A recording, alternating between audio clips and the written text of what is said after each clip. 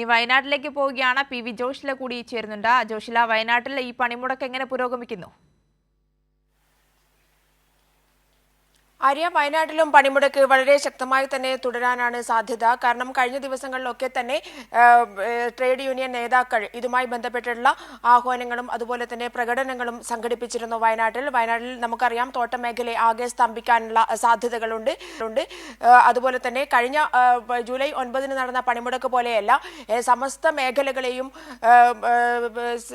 ബാധിച്ചുകൊണ്ടുള്ള അല്ലെങ്കിൽ സമസ്ത മേഖലകളും സ്തംഭിക്കുന്ന രീതിയിലേക്കുള്ള പണിമുടക്കിലേക്കാണ് രാജ്യം പോകുന്നത്. അതുകൊണ്ട് തന്നെ കടകമ്പോളങ്ങളെല്ലാം തന്നെ അടഞ്ഞു കിടക്കും. വാണിജ്യ സ്ഥാപനങ്ങൾ, വ്യവസായ സ്ഥാപനങ്ങൾ തുടങ്ങി എല്ലാ മേഖലകളിലും ഇത്തവണ തൊഴിലാളികൾ സ്തംഭിപ്പിക്കാനുള്ള സാധ്യതകളാണുള്ളത്. അത്തരത്തിലുള്ള പ്രവർത്തനങ്ങളാണ് ഇതുവരെ പണിമുടക്കിനോടനുബന്ധിച്ച് ട്രേഡ് യൂണിയൻ നേതാക്കൾ ഒക്കെ തന്നെ നടത്തിയിരിക്കുന്നത്.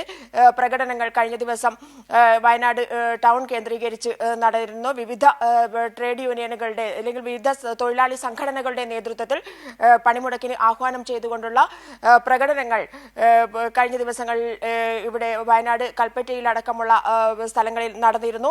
അതുപോലെ തന്നെ നമുക്കറിയാം, തോട്ടം മേഖലയെ കാര്യമായി ഈ പണിമുടക്ക് ബാധിക്കും. തൊഴിലാളികളുടെ സ്ഥിരപ്പെടുത്തലടക്കം നിർത്തലാക്കുന്ന 29 കോഡുകളെ, തൊഴിൽ നിയമങ്ങളെ 4 കോഡുകളാക്കി ചുരുക്കിക്കൊണ്ടുള്ള കേന്ദ്ര സർക്കാരിന്റെ നയത്തിനെതിരെ വളരെ ശക്തമായ രീതിയിൽ തന്നെയായിരിക്കും തൊഴിൽ മേഖലയുടെ തന്നെ വലിയൊരു പ്രതിഷേധം തന്നെയായിരിക്കും ഉയർന്നു വരിക എന്നുള്ള കാര്യത്തിൽ സംശയമില്ല. അവശ്യ സാധനങ്ങൾ മാത്രമാണ് അല്ലെങ്കിൽ അവശ്യ മേഖലകളെ മാത്രമാണ് പണിമുടക്കിൽ നിന്നും ഒഴിവാക്കിയിട്ടുള്ളത്. അതുകൊണ്ട് തന്നെ ടൂറിസം മേഖല അടക്കമുള്ള സ്ഥലങ്ങൾ ഇതൊക്കെ തന്നെ അടഞ്ഞു കിടക്കാനാണ് സാധ്യത. അത്തരത്തിൽ വലിയ ശക്തമായ രീതിയിൽ തന്നെയായിരിക്കും വയനാട് ഈ പണിമുടക്കിനെ നേരിടുക. ശരി, പി.വി. ജോഷിലാണ് വിവരങ്ങൾ നൽകിയത്.